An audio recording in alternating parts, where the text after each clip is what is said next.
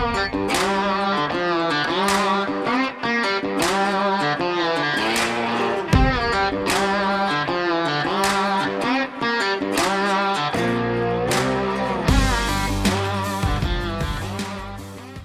month ago I had the pleasure to attend a Fujifilm Touch and Try event in Verona at XH2 Academy. Shout out to XH2 Academy for organizing these kind of events. At this Touch and Try event I had the chance to play with the newest, latest and greatest gear from Fujifilm.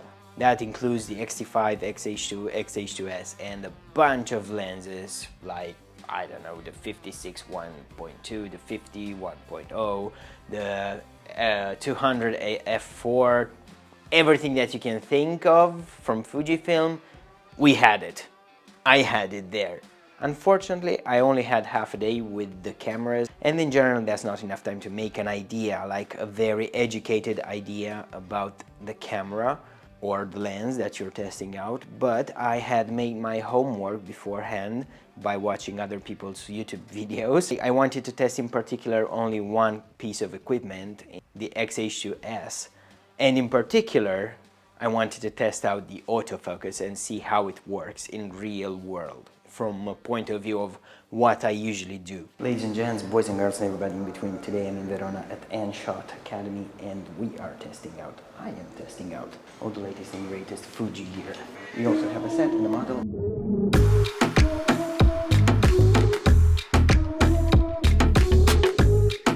I'm going to test out the XH2s with the 18mm 1.4. It could be a good all-around, you know, shooting video and photography, probably vlogging, I'm not sure. Would you look at, oh, the IBIS seems to be pretty good on this camera. Not bad at all. How is the eye autofocus?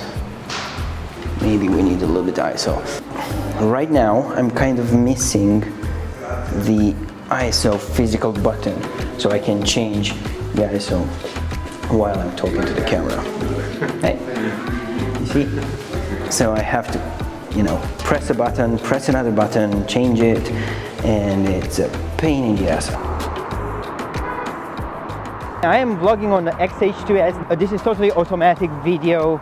Autofocus and every setting, because I just pressed this button right here and I don't know, just record. So I am more interested in how functional it is, because I know it's a very good camera, but I'm more interested in, like, can I just get this out and start shooting, start vlogging, start documenting shit whenever I'm going out, whenever I shoot stuff for myself and not for like clients and stuff. Whoa, that was good. Let's see if it caught. Oh, damn! Continuous autofocus on this bad boy. Oh, what? Okay, I had to release the button. So this camera is pretty good at finding subjects, even if they're like really far away. Let's focus on that bike there. See, it found it. It fucking found it. Let's see on the. It focused on the goddamn face, and look where she is. As you can see, the autofocus is pretty damn good. It improved a lot. Like right now I'm looking at the screen and I see how it's tracking my, sorry if I'm not looking in the camera, but I see how it's tracking my with the glasses on. How's the IBIS? Like right now I'm not even using a mini tripod, I'm just using, you know, the hand. From the screen it looks good, but I'm not sure. I kind of miss, you know, the switch right here on the right between video and photo, but I think it's a matter of getting used to, because now you have to use two hands to switch between the modes. So I think this camera was made mostly for the professional photographer or video maker that needs to deliver the highest quality and needs a system that is reliable. And in terms of reliability, you can definitely rely on this camera as far as build quality is concerned. It feels like a premium piece of equipment, durable, weather sealed, but not too heavy. It lacks in terms of Fuji juice for the absence of the manual wheels, but is not too difficult to get used to. And you have the memory slots to save your favorite setting, which is such a time saver. As far as the ergonomics are concerned, the bigger grip definitely makes the camera more comfortable in the hand. although brings back DSLR memories and it makes it look like a Sony or Canon camera, which for some Fujifilm users can be a downside. But guess what? That's why the X-T5 exists. So this is F-Log2 shot at 4K 720 megabits per second. So this is 4K HQ. We're gonna test the shit out of this dynamic range. I mean, it's kind of overcast today, so yeah.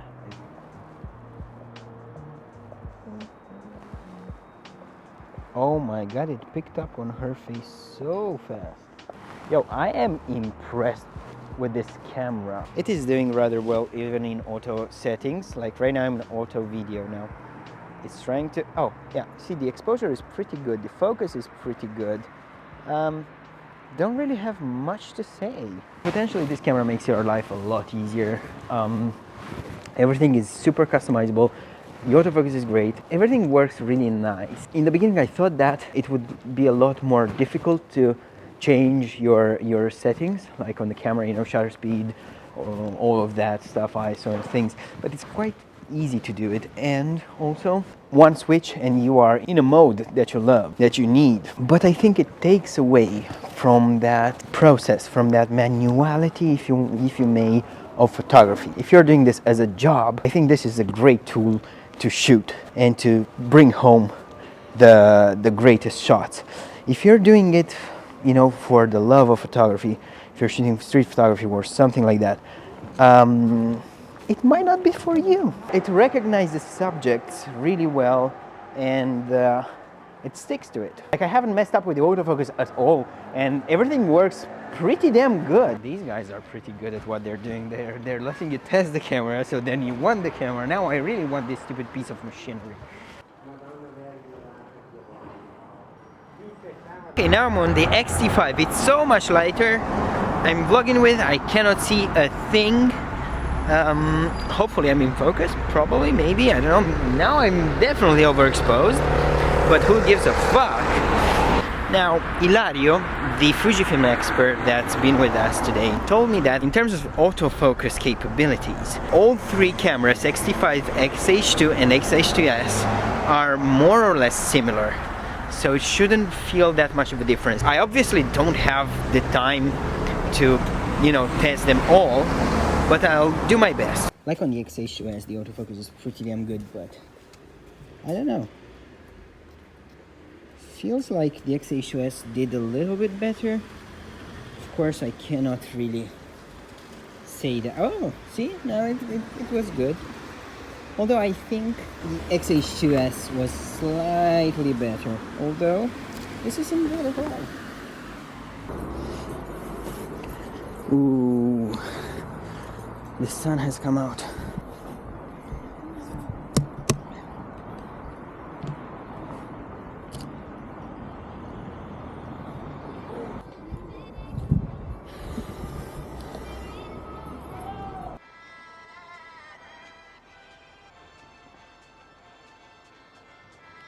Okay, time to test out the dynamic range on this bad boy, F-Log2 in 6K, 6.2K, whatever. How do I look in 6K?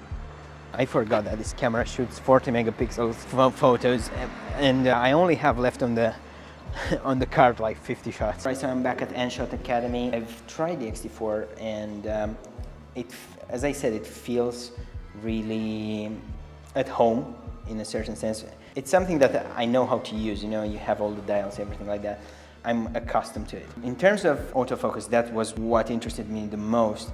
I feel that it's better with the XH2s. They've made a huge improvement on this bad boy right here. I mean, only the fact that the grip right now feels so much better than the X-T3 and X-T4. You can take this and it feels good. It feels like you're not gonna drop. You see, 2 fingers.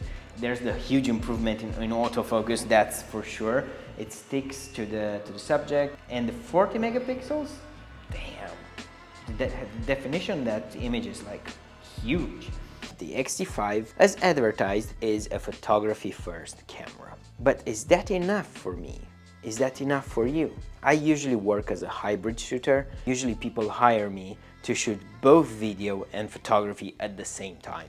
But the X-T5 doesn't really make sense for me because I also shoot YouTube videos such as this. And I'm shooting with my X-T4 right now, and I can see that I'm in the center of the frame, that my head is not cut. I can see if I'm in focus, because with the X-T4 sometimes you need to see if you're in focus. So in conclusion, X-T5, photography only. Like you can shoot some video, but not shoot yourself, because it doesn't really make sense with the flip-up screen. XH2 is mostly for photographers, but you can shoot video pretty good as well. Although, I must say something, the autofocus speed and the autofocus precision, it is not as good as the XH2s. When you shoot on the street, you can feel that it's stickier on the XH2s. Fujifilm has released firmware 3.0 for XH2s, which is supposed to make the camera even better at autofocus. That makes the XH2s even better than the XH2. But that's not to say that the XH2 is not very good. It's just more oriented towards a photographer rather than a video maker. Now, ideally, if you are a super pro and you have a shit ton of money, you could buy the XH2s to shoot video and the XH2 to shoot photos. And then you're just, you're good to go. Now, here's a few things that might make you upgrade from your X-T4 or X-T3. Only if you have the money and you're working as a professional. I think only in that case it makes sense. Battery life, which is much improved, although they're using the same battery. You can shoot 4K 120 frames per second, 6.2K up to 30 frames per second, f-log2, and all that good stuff. I mean, it's more or less nowadays mirrorless camera standard. The thing that the XH2s has is the stacked sensor, which doesn't give you the jello thing when you pan the camera right and left. Also, it's faster, a lot faster.